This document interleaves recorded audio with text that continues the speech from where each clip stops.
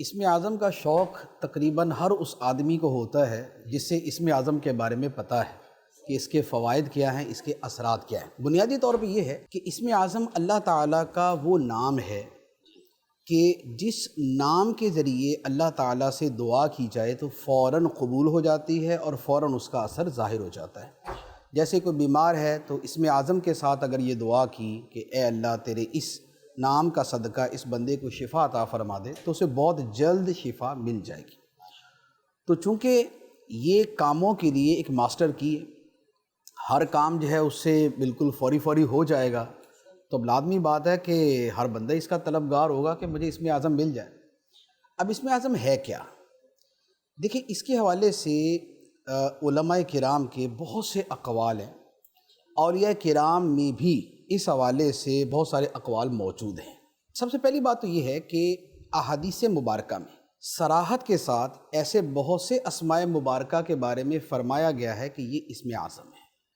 جیسے یا حی یا قیوم، اس کے حوالے سے یہ فرمایا گیا کہ یہ اسم اعظم ہے۔ اب یا حی یا قیوم برحمتک استغیث یہ ہو گیا۔ اسی طریقے سے یا ارحم الراحمین یا ارحم الراحمین یا ارحم الراحمین 3 مرتبہ پڑھنا، یہ 3 مرتبہ پڑھ کر اگر دعا مانگی جائے تو دعا قبول ہو جاتی ہے۔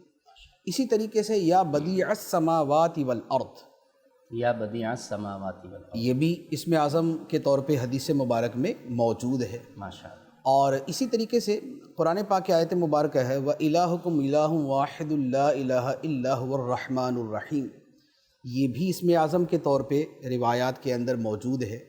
اسی طریقے سے جو آیت کریمہ ہے لا الہ الا انت سبحانک انی کنت من الظالمین، اس آیت مبارکہ کے بارے میں بھی حدیث بھی ہے اور خود قرآن پاک کی آیت میں بھی اشارہ ہے کہ اسے پڑھ کر دعا مانگی جائے تو اللہ تعالیٰ اس دعا کو قبول فرماتا ہے۔ تو یوں اس طریقے سے شاید 17، 18، 19 کے قریب روایات ہیں کہ جن میں مختلف اسم اعظم بیان کیے گئے۔